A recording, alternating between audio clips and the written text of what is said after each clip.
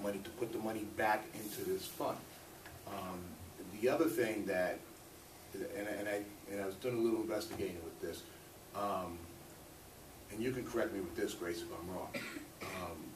I understand that many townships, in certain cases, do use sewage surplus money to help offset costs for their townships, such as what was done back in 2008, 2009, so that there was only a penny increase in taxes. That was a benefit for the township, for the people of the township. And then the last one, the $100,000, there's a mandate stating that if you have surplus money, then you have to use the surplus money. Is that correct? Well, the surplus money is really the sewer utility surplus thing. However, there's a state mandate this year that we could only have a 2% levy cap. With our revenue losses over the last 2 years, and really we had no major expense increases other than pensions, we had no choice, because we can't go to the state and say, help us, let us raise taxes. They would have said, but you have this pool of money you're not tapping into. Or they would have said, go for a referendum.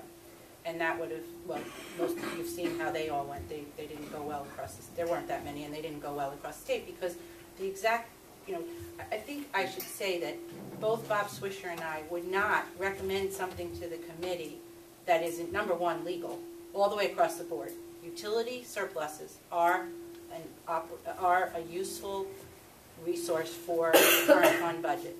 There are towns that have sewer, electric, water, you know, they have multiple utilities, and they use some from every one of those. Most of those communities are the AAA rated communities because they have those pools of money that they can dip into to offset the raising of taxes. So that's an obvious. I mean, Bob and I would not steer you in a direction. Now, the thing that I will say, and I'm happy to meet with whomever, Elaine or whoever else wants to join us, the thing you have to remember is you cannot commit future township committees to this payment. So we can come up with a plan, and we can say this is the plan. But if you have 3 new people 3 years from now, 4 years from now, 6 years from now, they could say, I'm not making that appropriation to the sewer. We have to put more money into parks and playgrounds or fire or rec. So you can come up with a plan, but you don't, legally, you don't have to pay that money back. There is no requirement legally. Whether or not we're going to be able to make Elaine and I could come up with 20 years at whatever, you know, $15,000. The problem there is that you have a levy cap that's not going away. I don't think the governor is going to release it, and I don't think the next governor will release it, because they're all trying to get taxes in line. So now you're going to say to your future committees, you have to raise $20,000 a year just to repay this sewer. Well, we all know the budgets, the revenues are getting smaller, and the expenses don't go away. I mean, we're down to what? Very small staff here. You're already down a police officer this year, and you know, I'm just stating the obvious. I don't think that, you know, I'll say $10,000 for the next 30 years. And you're talking about 30 years to pay that back. So, do I see you making a $100,000 payment in the next 5 years? No way. Not under your budget constraints, because $100,000 is more than what we'll be able to do under the levy cap. Right. So, and that is an expense within the levy cap. That's what you have to remember. So, although it's a wonderful idea, I honestly can't. Can I say 5 or 10,000? You could probably squeeze it out of somewhere at some point, but are you going to be able to do it consistently for the next so many years? I don't know. Well, see, that's actually it's a good thing you mentioned that. That's why I was calling this kind of a transition year, because it was a year that we didn't use surplus. Revenues were down by $255,000, including the sewer surplus was down $100,000. Capital surplus was down $75,000. Municipal court down $80,000. We had increased pension expense, healthcare, overall healthcare, but we were able to reduce healthcare costs by making some changes. This year we did reduce stipends to fire and rescue, reduced the police budget by $125,000. We had increased road budget because of difficult weather. You know, Joe's here; he can, you know, obviously speak to that. So, you know, that's why, in responding, it said this was really a transition year, because it's the first year that we didn't have to use surplus, but yet this issue came up around that we really should have a repayment plan in place. And I know it came up at the last meeting, and obviously came up in the the reelection campaign literature that went out there. So I didn't want to not address it because obviously it's an issue that's on people's minds. It is an issue on people's minds, and, you know, I made a promise, and I'm hoping that we can figure out some alternative to pay it back in a small way, and if the following committees don't do that, this is monies that are set aside for 880 residents for the infrastructure of their section of town.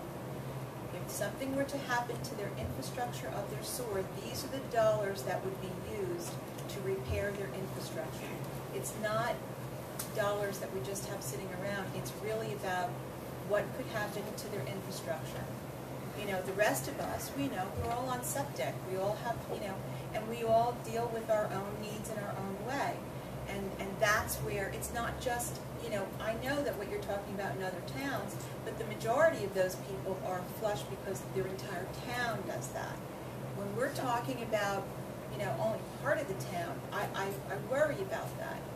You know, and you and I have had this conversation, and no, you didn't want to do it, and I know we were, you know, dreading having to do this, but you and I both know what we were faced against in 2008 and 2009. Let's just look at it. I mean, let's just try it. Let's just see, and maybe the rest of the governing bodies moving forward will feel the same way we do about the residents on one side of town. Well, I don't think there's a person alive that wouldn't want to pay it back. Right, I okay, mean, so let's try but it. that said, I mean, it's how to and get the there. frustration at that time was to find out that so many residents didn't actually pay their bills. And businesses. Who weren't I mean, on the seriously, that was what we really were capitalizing. Right, Peter? We were here looking at this going, what? And no, it wasn't Grace, it was the former CFO. So that's why, you know, I go back to, I think, you know, there's been things put in place, financial controls, Absolutely. and, you know, these Absolutely. We outstanding had no bills have been choice. taken care of. So, you know, when I do reference, you know, I think that we are on a, you know, a pretty good path for the township. I truly believe that. So, okay, we won't belabor it anymore, but I did want to address I it. said that at one of the workshops we were here, the night I went to the high school to talk. I said, yeah, great, this is the first time we didn't even go down before the Board of Local Finance. You know, we had 2 officers retire. What more could we want from that kind of benefit of not having to pay those kinds of salaries? It was a difficult budget, but it Certainly was better. best one I've seen since I'm here. Okay. All right. Did you have anything else, Nate? No, Okay, that's it. all right. Joe, did you have anything else on your? Okay. All right. Elaine? Oh, it's me? It's Yeah. my turn? I thought I was talking the whole time here.